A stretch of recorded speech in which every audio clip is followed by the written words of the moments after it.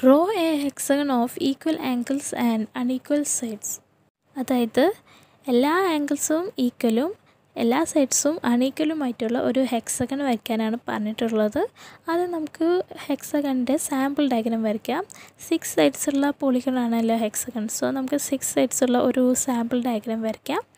ഇതിൻ്റെ എല്ലാ ആംഗിൾസും ഈക്വൽ ആയിരിക്കണമെന്ന് പറഞ്ഞിട്ടുണ്ട്. സോ ആ ആംഗിൾ ഏതാണെന്ന് നമുക്ക് ആദ്യം കണ്ടുപിടിക്കണം.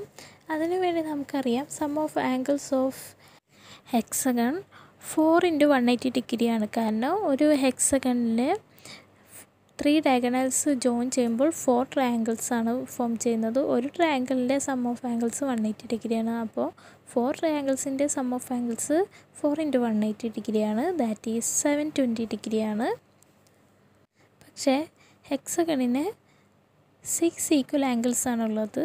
സോ ഈ 6 ഈക്വൽ ആംഗിൾസിൻ്റെയും കൂടി സമ്മാണ് 720 degree. That is 6 × equal angles is equal to 720 degree. ഇതിൽ നിന്ന് നമുക്ക് ആ ഈക്വൽ ആയിട്ടുള്ള ഓരോ ആംഗിളും എത്രയാണെന്ന് കണ്ടുപിടിക്കുക. അതിനു വേണ്ടി ഇൻറ്റു 6നെ ഈക്വൽ ടുവിൻ്റെ അപ്പുറത്തേക്ക് കൊണ്ടുപോകുമ്പോൾ ബൈ 6 ആകും.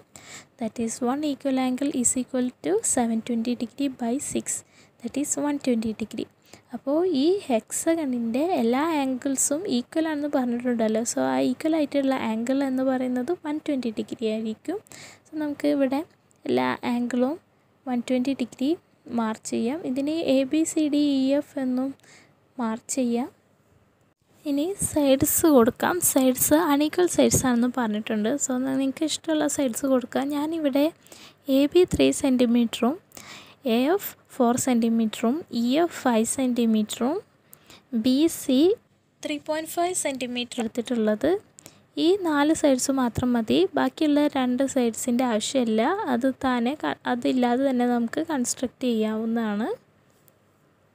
ആദ്യം നമുക്ക് AB എന്ന സൈഡ് വരയ്ക്കാം. AB 3 സെൻറ്റിമീറ്റർ ഉള്ള ഒരു ലൈനാണ്. സോ നമുക്കൊരു റൂളർ വെച്ചിട്ട് 3 സെൻറ്റിമീറ്റർ ഉള്ള ഒരു ലൈന് വരയ്ക്കാം. എന്നിട്ട് അതിന് AB എന്ന് നെയിം ചെയ്യാം. ഇനി AF എന്ന സൈഡ് വരയ്ക്കാം. AF ABയിൽ നിന്നും 120 ഡിഗ്രി ആംഗിളിലാണ്. കൂടാതെ AFന് 4 സെൻറ്റിമീറ്റർ ലെങ്ത്തുമുണ്ട്. സോ നമുക്ക് എയിൽ പ്രൊട്രാക്ടറിൻ്റെ സെൻറ്റർ വെച്ചിട്ട് കൂടാതെ പ്രൊട്രാക്ടറിൻ്റെ 0 ABയിലും വരുന്ന വിധത്തിലാണ് വെക്കേണ്ടത്. എന്നിട്ട് അതിൽ നിന്നും 120 ഡിഗ്രി ആംഗിൾ മെഷർ ചെയ്യാം. ദാറ്റ് ഈസ് 0, 40, 80, 120 വരുന്നത് ഇവിടെയാണ്. സോ നമുക്ക് അവിടെ ഒരു പോയിൻ്റ് ഇടാം. ഈ പോയിന്റിൽ നിന്നും പ്രൊട്രാക്ടറിൻ്റെ സെൻറ്റർ വെച്ച് എയിലേക്ക് ജോയിൻ ചെയ്യുമ്പോൾ നമുക്ക് 120 ഡിഗ്രി ആംഗിളിലുള്ള ലൈൻ കിട്ടി. പക്ഷേ AFന് 4 സെൻറ്റിമീറ്റർ ലെങ്ത്താണ് വേണ്ടത്. സോ നമുക്ക് ഒരു റൂളർ എടുത്തിട്ട് കൂടാതെ ഒരു കോമ്പസും കൂടി എടുത്തിട്ട് കോമ്പസ് ലെങ്ത്ത് 4 സെൻറ്റിമീറ്റർ എടുക്കണം.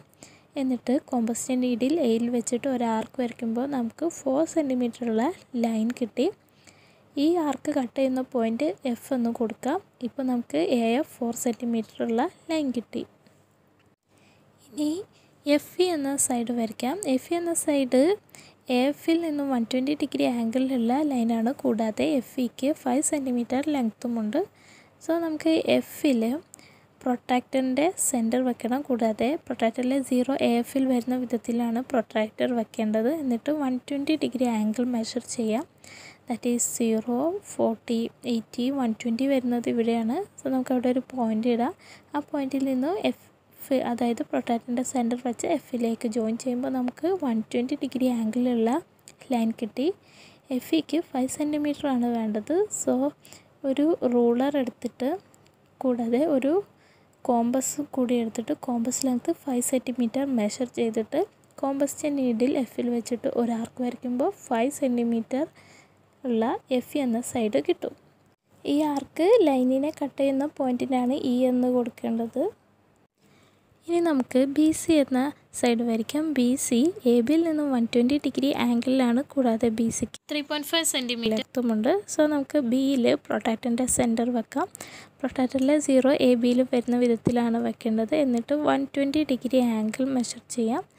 ദാറ്റ് ഈസ് 0, 40, 80, 120 വരുന്ന ഇവിടെയാണ്. സോ നമുക്ക് അവിടെ ഒരു പോയിൻ്റ് ഇടാം. ഈ പോയിന്റിൽ നിന്നും പ്രൊട്രാക്ടറിൻ്റെ സെൻറ്റർ വെച്ച് Bയിലേക്ക് ജോയിൻ ചെയ്യുമ്പോൾ നമുക്ക് 120 ഡിഗ്രി ആംഗിളിലുള്ള ലൈൻ കിട്ടി.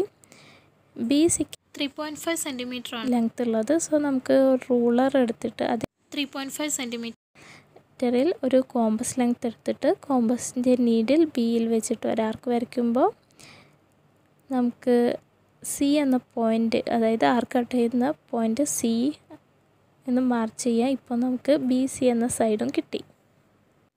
ഇനി നമുക്ക് ഇ ഡി എന്ന സൈഡും സി ഡി എന്ന സൈഡുമാണ് വേണ്ടത്. ഇ ഡി എന്ന സൈഡ് ഇ എഫിൽ നിന്നും 120 ഡിഗ്രി ആംഗിളിലാണ്. സി ഡി എന്ന സൈഡ് ബി സിയിൽ നിന്നും 120 ഡിഗ്രി ആംഗിളിലാണ്.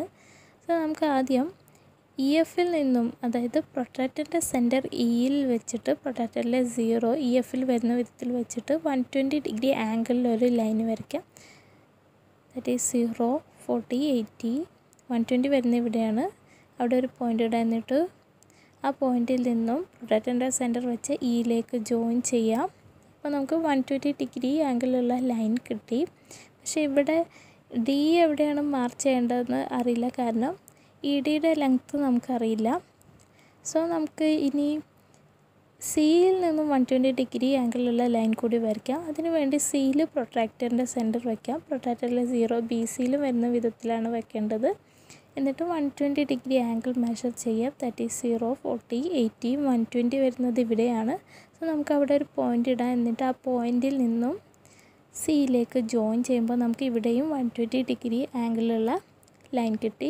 സോ ഈ രണ്ട് 120 ഡിഗ്രി ആംഗിളുള്ള ലൈനും ഇൻ്റർസെക്റ്റ് ചെയ്യുന്ന പോയിൻറ്റിനെ നമുക്ക് ഡി എന്ന് കൊടുക്കാം. ഇപ്പോൾ നമുക്ക് എല്ലാ ആംഗിൾസും ഈക്വൽ ആയിട്ടുള്ളതും അതേപോലെ എല്ലാ സൈഡ്സ് അണീക്വലും ആയിട്ടുള്ള ഹെക്സഗൺ കിട്ടി.